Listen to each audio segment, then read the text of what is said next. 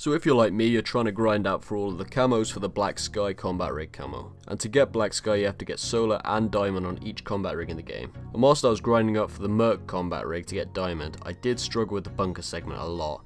The challenge for the bunker segment is an absolute bastard. You have to get 5 shockwave medals, which are essentially 5 ground slam medals. To get the kills, essentially you have to jump up in the air with the shockwave trait equipped to your merc and just slam the ground. It's as easy as that, but it's tricky in gameplay.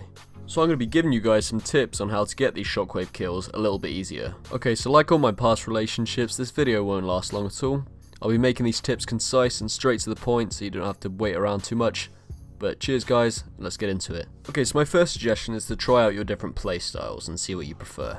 You can either play aggressive or you can play stealthy to get these shockwave kills.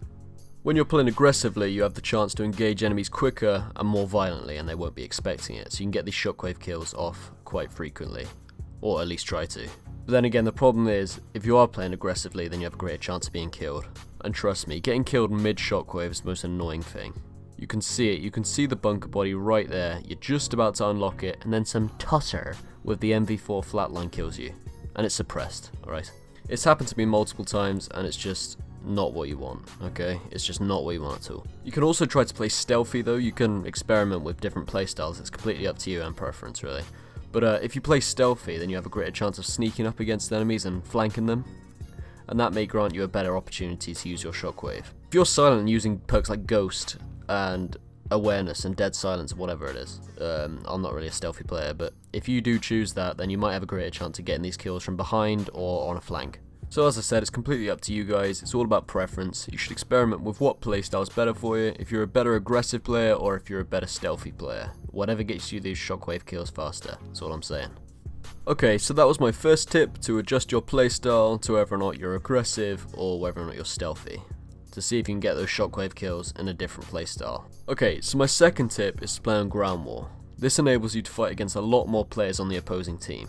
This is an obvious tip, but it gives you a greater chance of getting those shockwave kills because of more enemies. And with a larger amount of people on the enemy team, they could be clustering in a certain place, and just whack out your shockwave, hopefully you get multiple of them, that'd be great. So the second part of this tip is domination. It's a key game mode in the ground war playlist, and it's important for getting these shockwave kills. Because at the A, B and C flags you might find enemies that are huddled together and unexpecting your attack, and then you can come in with your shockwave and you'll take out a couple of them hopefully. I guess it's vital that you get as close as you can to the enemy when you're attacking them. And say at C flag, if there's 2 enemies capturing it, and if you can flank behind them and get as close as you can, use your shockwave, you'll get multiple kills. The thing is with shockwave, that there isn't that much of a radius for damage, which isn't great, but as long as you get as close as you can, it could be easier for you. Domination is also quite a long game with a 200 score limit, the 2 rounds, so you have a greater chance of getting those kills in an extended time period. It's also a game that has some level of controllability. If you're dominating the match and you've got all of the free capture points, locked down, slow the game down a bit by letting the enemy take one of the flags.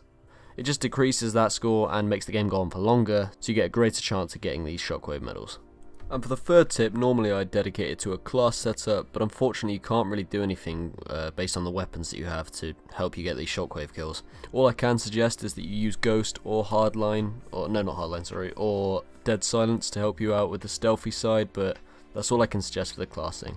But my proper third tip is to use the environmental features around the map, and this includes the cars and the trucks and just general vehicles around the map that are able to explode. Using your shockwave on a vehicle actually allows you to kill enemy players within the damaging radius. Me and my mate discovered this on a private match, and it was pretty annoying being killed by an exploding car when someone used their shockwave.